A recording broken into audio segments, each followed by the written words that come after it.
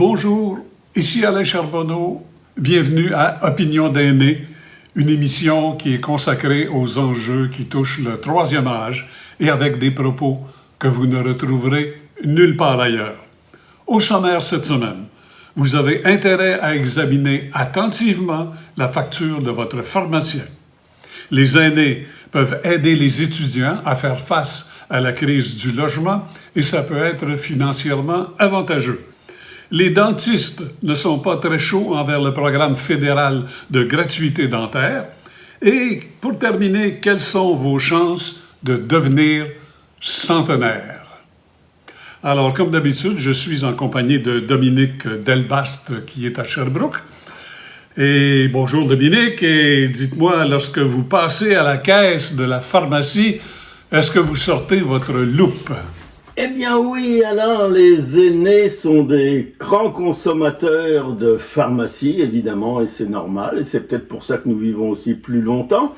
Mais il faut vraiment être attentif quand on passe aux caisses, que ce soit chez Métro ou chez votre quincaillier, et aussi chez votre pharmacien. Parce que la facturation de la pharmacie est complexe, et que les pharmacies sont aussi des entreprises privées. Alors, vous devez faire attention parce qu'il peut se passer des erreurs. Ce sont des erreurs de bonne foi, ce sont des erreurs qui ne sont malheureusement pas voulues, mais le système de facturation des médicaments est tellement complexe au Québec que c'en est épeurant. C'est une assurance, médicaments, évidemment, et comme toute assurance, elle se doit de faire de l'argent, et elle fait de l'argent sur vous. Alors, le faire de l'argent, c'est normal, se tromper, ça arrive aussi, c'est normal, mais il faut vérifier. Un exemple récemment, une nouvelle médication donnée pour la bronchite, 2 pompes extraordinaires avec des systèmes fantastiques, $86. Wow! Alors, je demande au pharmacien, est-ce que c'est le vrai prix ou est-ce qu'il y a une erreur? Alors, il est bien gentil, il vérifie, il dit oui, il y a une erreur, c'est pas ce prix-là. Et je vais vérifier avec la RAMQ, et s'il y a une erreur, on va vous rembourser. Voilà. 3 jours après, il m'appelle et il dit « oui, il y avait une erreur, c'est parce que votre médecin n'avait pas mis le petit 1 à côté de la prescription de votre médicament, donc il était remboursé à un taux différent. » Et la différence, c'était $30,69 sur $86. C'est quand même presque 50% de payer en trop. Et si on ne fait pas attention, on va à la pharmacie régulièrement, on commande des médicaments régulièrement, et si on ne fait pas attention, on peut se faire avoir sans mauvaise foi du côté des pharmaciens, mais avec un système qui est vraiment complètement idiot, parce que on a une multitude de médicaments. D'abord, ils ne sont pas le même prix chez Jean Coutu que chez Proxime, c'est différent, on ne sait pas pourquoi. Vous ne pouvez pas avoir un meilleur prix chez l'un ou chez l'autre parce que vous êtes toujours attaché à un pharmacien et vous êtes tributaire de la facture que vous fait le pharmacien. Alors, vérifiez, demandez des explications, appelez même à la RAMQ pour avoir des concordances de prix et soyez bien sûr que vous payez le bon prix parce que déjà, la RAMQ ne rembourse en fait que 66% de votre montant que vous avez payé. Alors, on a payé pendant 50 ans de l'assurance maladie, beaucoup d'argent, et finalement, au bout du compte, quand on en a vraiment besoin, c'est-à-dire les aînés, on ne nous rembourse que 66% avec une franchise, avec tant $22 par mois payés, avec un maximum de franchise de $96, avec des frais de pharmaciens qui sont différents, qui peuvent être différents d'une pharmacie à l'autre, dépendant des médicaments. Il y a beaucoup de complexité dans la facture du pharmacien. Normalement, une assurance, vous avez un problème, vous avez un déductible, vous payez le déductible, on vous rembourse la balance. Là, c'est complètement différent. Et je crois que le gouvernement aurait intérêt à mettre un système de remboursement beaucoup plus simple, surtout pour que les aînés comprennent. Dans certains pays, on rembourse un pourcentage fixe sur chaque médicament, c'est beaucoup plus simple. Et je dois vous dire que, connaissant bien le système européen et surtout français, quand on achète un médicament en France, sans assurance, il coûte souvent moins cher qu'au Québec, avec assurance. Allez donc savoir pourquoi. C'est le même médicament, mais il doit y avoir une question de profit dans tout ça. Alors faites attention à la facture que vous allez payer chez votre pharmacien et vous allez sauver peut-être quelques sous. Oui, et vous savez, Dominique, nous avons un avantage, les gens de notre génération. Nous sommes capables de faire du calcul mental en regardant une facture, ce que les plus jeunes ne sont pas capables de faire. C'est vrai et c'est parfois bien utile, surtout quand on passe à une caisse. Voilà. Alors, puisqu'on parle d'argent, continuons. Lorsque un aîné est un peu serré financièrement, rencontre un étudiant qui cherche un rare logement abordable, ces deux personnes ont intérêt à cohabiter. Et ça, c'est une initiative qui nous vient d'Ontario et qui permet de jumeler un adulte de 65 ans et plus qui a une chambre à offrir avec une personne de 18 ans et plus qui poursuit des études supérieures. L'organisme Canada Home Share vérifie la compatibilité des gens, vérifie les habitudes de vie, les intérêts, ainsi de suite, ainsi que, c'est important, les antécédents judiciaires. Mais ça fonctionne très bien. D'autre part, au Québec, le groupe Libertia, qui possède 5 résidences pour aînés, offre une chambre individuelle meublée, 3 repas par jour, la lessive des vêtements et la connexion Internet, en échange d'une dizaine d'heures de bénévolat par semaine avec le service des loisirs de la résidence. Cet échange fonctionne très bien à Joliette, La Prairie, l'Épiphanie et Louisville. Pardon. Cette nouvelle provient de la rubrique Dollars et cents du magazine L'Actualité, qui est une mine de bonnes idées pour épargner. Les économies que vous pouvez faire dépassent largement le prix de l'abonnement à l'Actualité qui est disponible en ligne. Alors, je vous encourage à vous abonner.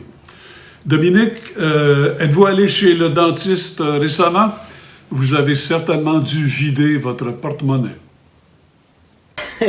Eh oui, alors à chaque fois qu'on va chez le dentiste, c'est un hold-up. Et j'y ai été pour une dent cassée, qui est tout à fait normale.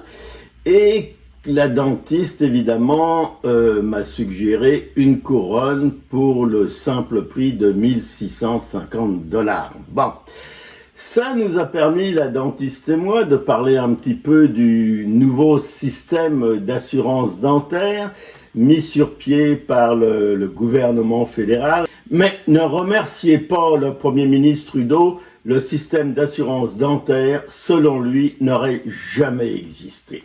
C'est en fait une pression de notre ami du NPD qui a échangé son soutien au gouvernement fédéral contre la mise sur pied de ce système d'assurance dentaire. Et dans le fond, c'est pas une mauvaise chose pour tout le monde, mais c'est aussi quelque chose qui vient jouer dans les plates-bandes des provinces, parce que la santé, c'est provincial.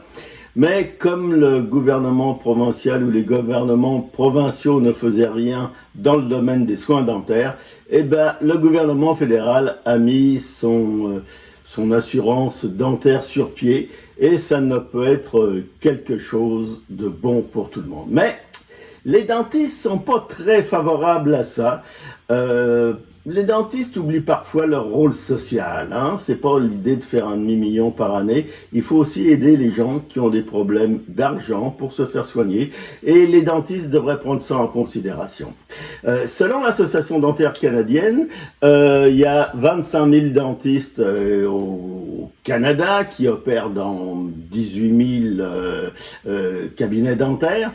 Et les dentistes craignent de ne pas être payés à leur juste valeur dans le cadre des soins dentaires offerts par le gouvernement fédéral. Ils veulent être payés de la même façon qu'ils sont payés par les assureurs privés qui évidemment refilent la facture à leurs assurés. Alors pour l'instant, il y a seulement 16% des dentistes qui ont adhéré au programme. Ma dentiste à moi doit le faire au mois d'août, mais qu'est-ce qui se passe si vous vous faites soigner avant le mois d'août? C'est des choses qu'on ne sait pas. Évidemment, ce programme-là est un programme plein de points d'interrogation. On sait que c'est 13 milliards de dollars qui vont être alloués au programme sur 5 ans. Évidemment, on ne sait pas c'est combien la première année. Est-ce que c'est 100 000 la première année, puis 10 milliards la dernière? On n'a aucune idée. On ne connaît même pas vraiment les règles. C'est-à-dire, ça va s'appliquer à quoi? Est-ce qu'on va soigner les dents, les caries, les nettoyages de dents? Est-ce qu'on va faire des couronnes? Est-ce que ça va payer les radiographies? On n'a aucune idée de ce qu'il va y avoir pour l'instant. Et c'est pour ça que les dentistes se sont pas rués sur ce système. D'autant plus qu'ils ont déjà trop de patients. Il y a énormément de gens maintenant qui veulent faire soigner leurs dents. Ils ont trop de patients. Souvent, ils prennent pas de nouveaux patients. Alors, ils sont pas chauds pour être dans ce système. Mais quand même, il va falloir qu'ils participent d'une façon ou d'une autre. Il y a déjà 1,6 million de Canadiens qui sont inscrits auprès de l'assurance dentaire. Donc, c'est quand même beaucoup. Et ça veut dire que les gens veulent prendre soin de leurs dents et s'ils n'avaient pas assez d'argent avant, ils vont avoir la chance de se faire soigner les dents. Pour l'instant, inscrivez-vous de toute façon. Ça, c'est la chose la plus importante. Vous avez sûrement reçu chez vous une fiche d'inscription pour le programme dentaire. Si vous ne l'avez pas reçu, allez sur Internet et remplissez-la. Mais aussi, poussez votre pharmacien, voilà, je suis rendu dans la santé, là. Poussez sur votre dentiste pour qu'il adhère au programme et ça rendra un très très grand service à beaucoup de Canadiens, de Québécois qui avant n'avaient pas les moyens de se faire soigner les dents. Et Dieu sait que les dents, c'est important dans la vie à tout point de vue, pour la santé, pour la bonne nutrition, et aussi pour avoir une belle apparence et du confort dans la bouche. Alors Alain, je suis sûr que vous êtes inscrit parce que vous prenez soin de vos dents, mais je conseille à tous nos téléspectateurs et téléspectatrices de s'inscrire rapidement. Ça va mettre une pression sur les dentistes pour qu'ils participent à ce programme. Oui, Dominique, je n'ai pas de dents contre les dentistes. Et oui, ni contre les pharmaciens, mais je vais m'inscrire. Je suis votre sage conseil.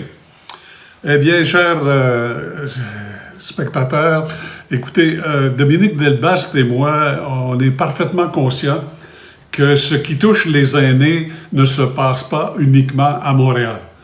Aussi, allons-nous faire régulièrement un survol des activités dans les régions.